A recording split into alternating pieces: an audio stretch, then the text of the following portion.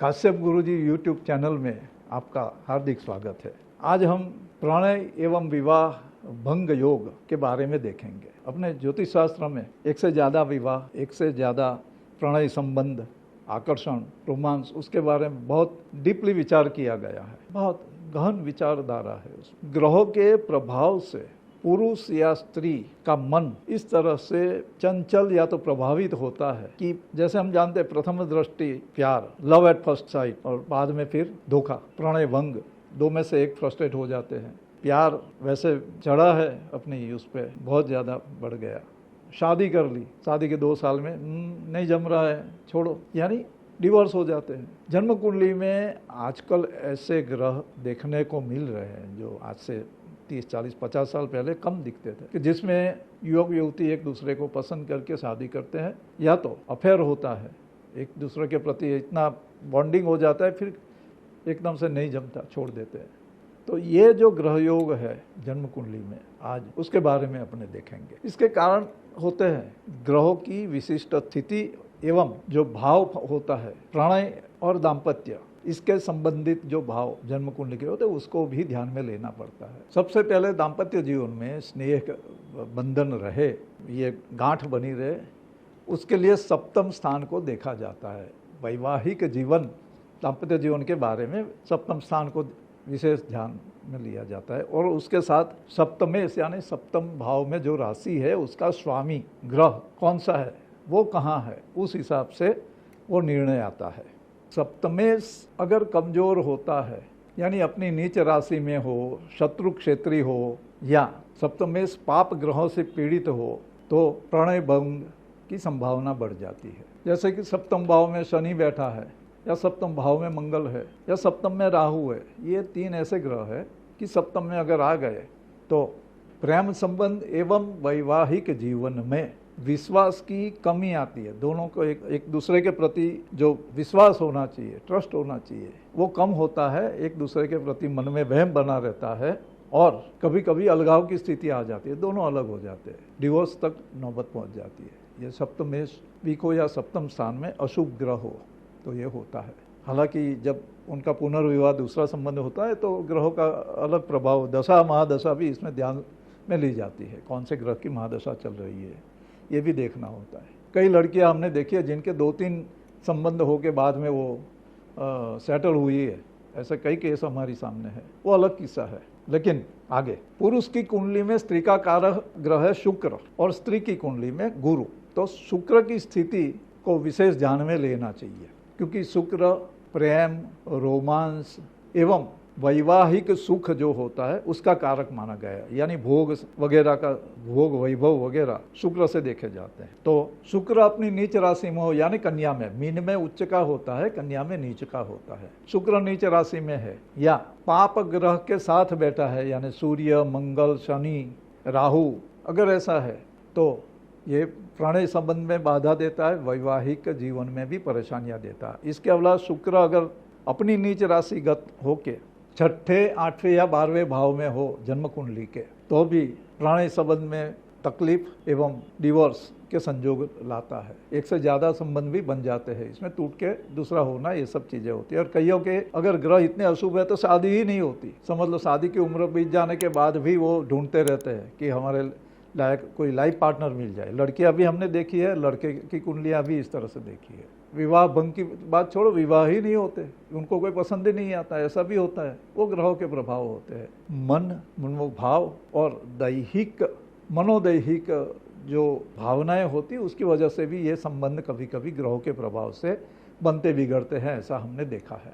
शुक्र पर शनि या राहु की दृष्टि है तो अवश्य प्रेम संबंध में धोखा होता है। शादी के बाद एक्स्ट्रा मैरिटल अफेयर बन जाते हैं। कभी कभी ऐसा होता है कि निर्दोष जो मैत्री होती है, लेकिन ये पुरुष की कुंडली में शुक्र पर शनि या राहु की दृष्टि आ गई, समझ लो, या सूर्य की भी दृष्टि कभी कभी होती है, तो वो अपनी वाइफ पे, अपनी गर्लफ्रेंड पे शक करता रहता है, और बार बार पूछता रहता है कि कहाँ हो, क्या करती हो, कैसा है। मतलब वो इतने वहम में आ जाता है कि आखिर में वो जो उसकी प्रेमिका होती है या पत्नी होती है, वो इतनी त्रास हो जाता है, उनको टेरर फील होता है कि वो छोड़ के चली जाती है। शायद ऐसी एक फिल्म भी आई थी, आपकी कसम करके, जिसमें यही घटना, यही बात है।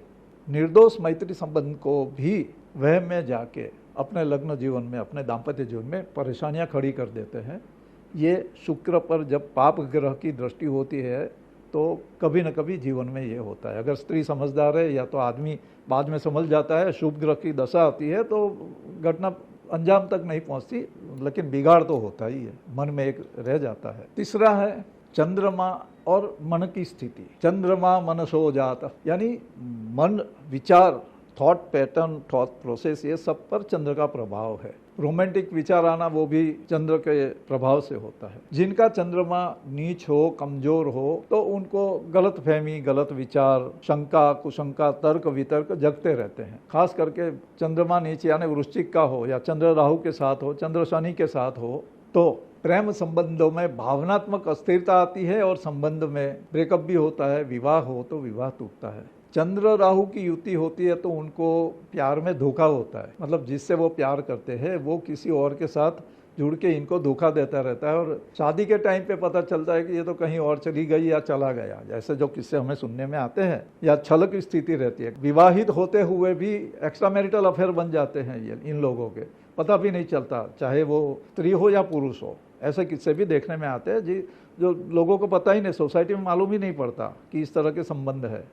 हमारे पास ऐसी कई कुंडलियाँ, ऐसे कोई लोगों के है जिसमें ये देखने को मिलता है। और संसार तो चलाते रहते हैं, पारिवारिक जीवन भी अच्छे से रहते हैं।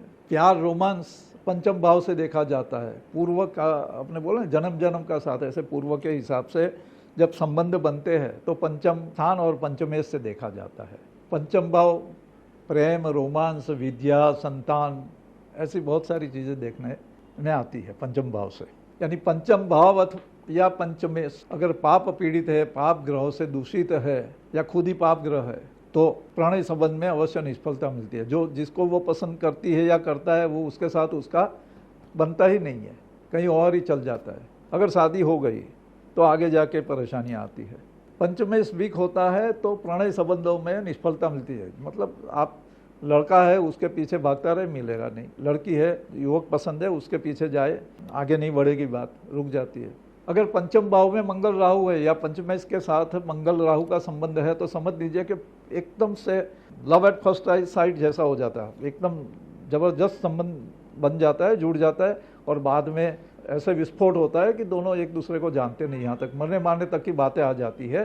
मंगल राहु का संबंध अगर पंचम स्थान के साथ हो गया तो आजकल हम देखते हैं कई ऐसे किस्से बने कि जिसमें लड़की प्यार में अंधी हो गई, सब कुछ छोड़ के चली गई और उसको फिर काट कूट के फ्रिज में डाल दिया। ये सब चीज़ें मिली, या तो उसको मार के रोड पे छोड़ दिया। ये सब मतलब बड़ा विचित्र लगता है, लेकिन ये ज्योतिष के आधार पे बताना जरूरी है कि लड़की की कुंडली में अगर ऐसे ग्रह है तो ध्यान रखिएगा। खास करके जब लड़की 14 साल की हो जाए, उसके लेके 22 साल तक की उम्र जो है, 8 साल, वो दरमियान उसके लाइफ में और उसके फिजिक में वो सब चेंजेस आते हैं जिसकी वजह से उसका आकर्षण होता है।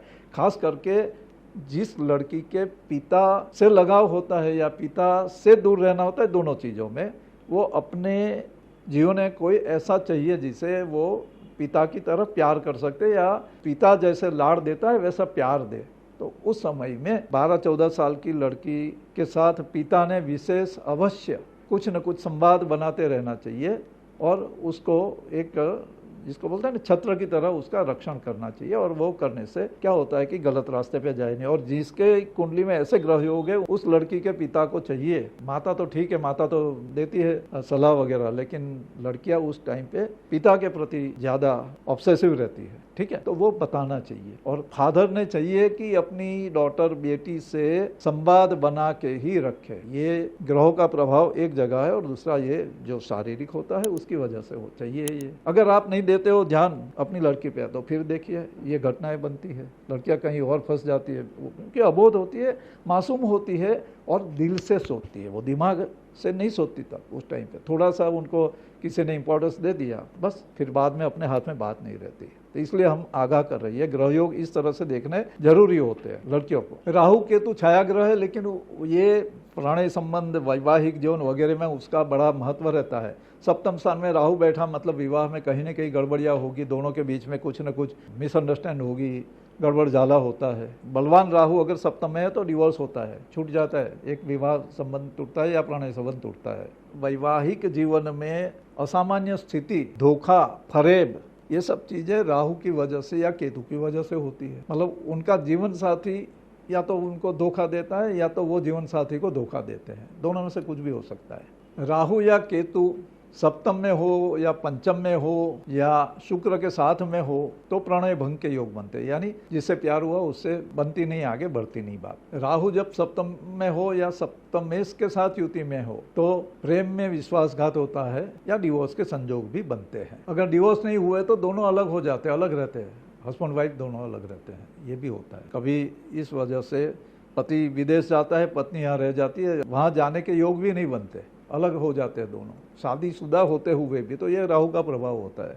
स्त्री की कुंडली में गुरु के साथ राहु होना मतलब उसका अपना पति के साथ कहीं न कहीं थोड़ा सा अलग रहना, दूर रहना वगैरह हो सकता है। मंगल सालों से अपने यहाँ बोला जाता है कि मंगल दोष, यानी शादी ब्याह में यहाँ तक बोलते हैं कि मंगल अगर तीव्र अशुभ होता है तो वैधव्य योग दे देता है, यानी हस्बैंड वाइफ दोनों अलग हो जाते हैं या तो एक दो में से एक का मृत्यु हो जाता है, ऐसा कहा जाता है। पहले ये था, आज के ज़माने में ये मंगल का प्रभाव अलग है। जन्म कुंडली में मंगल 12वें स्थान में, पहले स्थान में, चतुर्थ में, सप्तम में या अष्टम स्थान में बैठा है, जन्म कुंडली में बैठा हो, मतलब अपने वो स्थित होता है ये स्थानों में, तो वो मंगल दोष कारक माना गया है। उसमें कुछ अपवाद है, जैसे सिंह का मंगल हो, मिथुन का मंगल हो, स्वगृही मंगल हो, उच्च का मंगल हो, तो वो दोष कारक इतना माना नहीं जाता, वैवाहिक जीवन में ज़्यादा बाधा नहीं देता है। फिर भी पंडित लोग उसके लिए मंगल शांति या और जो भी प्रयोग होते हैं वो देते हैं और करने से सफलता भी मिलती है। आज के समय में, आधुनिक काल में, ये मंगल एग्रेसिव बनाता है। दोनों का बेडरूम में जो सामंजस्य होता है उसमें कहीं ना कहीं सामने वाला वीक हो जाता है। मंगल वाला एग्रेसिव रहता है, सामने वाला वीक होता है और उसी वजह से दाम्पत्य जीवन में परेशानियां आ जाती है। ये मंगल की वजह से वैवाहिक जीवन में तनाव उत्पन्न होता है, वहम शंका उत्पन्न होती है, क्योंकि अति एग्रेसिव होना, सामने वाले पार्टनर जो है उसको लगता है कि ये कहीं और भी गड़बड़ होगी, यानी इस तरह से वहम शंका उत्पन्न होते हैं।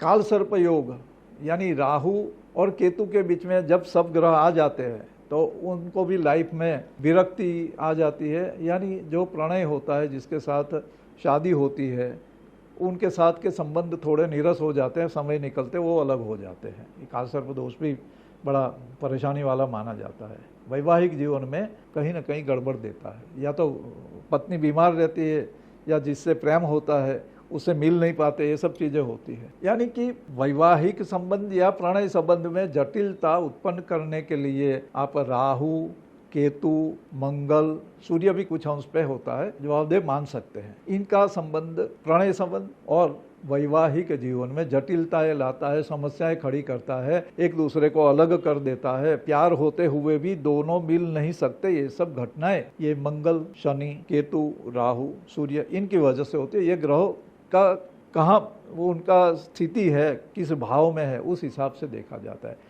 तो काल सर्प दोष विरक्ति का दोष का योग है, इसलिए जो वैवाहिक जीवन में सुख मिलना चाहिए उसमें कमी होती है। प्रणय संबंध में भी वो निष्फलता देता है या तो जटिलता पैदा करता है। अब होता है दशा। दशा महादशा में ये होता है कि शुभ ग्रह की सप्तमेश की दशा है, लग्नेश की दशा है, पंचमेश की दशा है, और उसमें ये तीन में से किसी एक का अगर अंतरदशा आती है तो वो समय अच्छा रहता है। उस समय में जो संबंध बनते हैं वो लॉन्ग लास्टिंग होते हैं, मतलब लंबे समय तक दीर्घजीवी होते हैं। और उसके अलावा अगर अशुभ ग्रह की दशा है, अष्टमेश, षष्ठेश, चतुर्थेश, व्ययेश, उनकी दशा में अगर अशुभ अंतरदशा है तो उस समय में कोई भी संबंध बनाता है, प्रणय संबंध या विवाह संबंध, तो अवश्य उसमें दरार, टूट वगैरह देखने को मिलती है। या तो ऐसी जटिलता होती है कि दोनों के बीच में कोई सामंजस्य नहीं रहता, एक छत के रहते हुए भी अजनबी की तरह व्यवहार करते हैं। तो ये दशा महादशा गोचर जो ग्रह होते हैं उनका प्रभाव देखने में अवश्य आता है। हमने देखा है कई लड़कों की कई युवकों की कुंडली में, कई पुरुषों की कुंडलियों में जब शुक्र पे राहु जाता है, समझ लीजिए उसके जीवन में कहीं ना कहीं कोई स्त्री के कारण, कोई विजातीय व्यक्ति के कारण समस्याएं अवश्य उत्पन्न होती है। और ये देखने से पता चलता है कि कुछ वजह ही नहीं होती, जैसे एकदम नॉर्मल चल रहा है इंसान और एकदम से कहीं से आंधी की तरह कोई आ जाता है और उसके पूरे लाइफ को डावाडोल कर देता है। हमारे सामने लाइव किस्से ऐसे हमने देखे हैं। यानी राहु, शनि, सूर्य, केतु वगैरह की जब भी दशा या अंतरदशा रहती है तो प्रणय संबंध और वैवाहिक संबंध में गड़बड़ियाँ देखने को मिलती है, या कहीं न कहीं वो संबंध थोड़े वीक हो जाते हैं। और कुछ विशिष्ट योग भी होते हैं, जैसे कि द्विगुरु योग। अब उसमें ये होता है कि गुरु और शुक्र दोनों की युति हो, दोनों साथ में अगर है, समझ लीजिए कि वैवाहिक जीवन में, प्रणय संबंध में मिसअंडरस्टैंड होगी, ब्लेम गेम होगी, एक दूसरे के प्रति जो विश्वास होना चाहिए विश्वास की कमी दिखने को मिलेगी। हाँ, जुड़े रहते हैं लेकिन कमी है, दोनों को एक दूसरे से पटती नहीं है, वो सेपरेटेड मैरिज वाली बातें हो जाती है कभी कभी। वजह यह है कि शुक्र दैत्य गुरु है और गुरु बृहस्पति देव गुरु है, तो दोनों एक दूसरे के शत्रु होते हुए बैलेंस तो बना रखते हैं लेकिन मतलब कुछ भी नहीं होता। एक होता है पाप कर्तरी योग, यानी पंचम स्थान या सप्तम स्थान के आगे पीछे, यानी चतुर्थ में, 6 में या 8 में, ऐसे स्थानों में जब पाप ग्रह बैठ जाते हैं, सप्तम स्थान या पंचम स्थान को दूषित करते हैं, तब भी वैवाहिक संबंधों में बाधा आती है, परेशानियां आती है और उसके कुछ उपाय करने होते हैं। उपाय के बारे में कभी आगे हम देखेंगे। लेकिन प्रणय संबंधों में निष्फलता और वैवाहिक जीवन में डिवोर्स के संयोग इस प्रकार सप्तम स्थान सप्तमेश और लग्नेश, पंचम स्थान पंचमेश और उनकी दशा महादशा और गोचर स्थिति के अनुसार देखे जा सकते हैं। और दीर्घजीवी लग्न जीवन, दाम्पत्य जीवन के लिए भी कुछ ग्रह जवाबदार होते हैं, जिसके बारे में आगे कभी बात करेंगे। धन्यवाद।